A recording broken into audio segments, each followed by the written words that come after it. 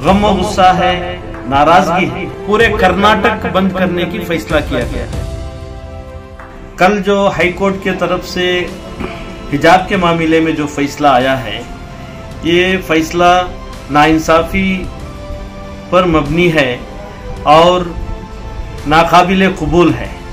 इस फैसले को लेकर पूरे कौम व मिल्लत के अंदर गम व गुस्सा है, नाराजगी है।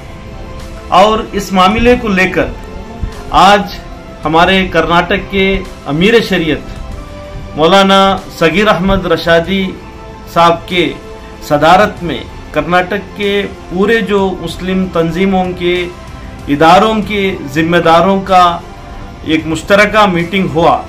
इस मीटिंग में एक मुश्तरका फैसला लिया गया, वो ये है कल बरोज़े जुमेरात 17 मार्च को पूरे कर्नाटक बंद करने की फैसला किया गया।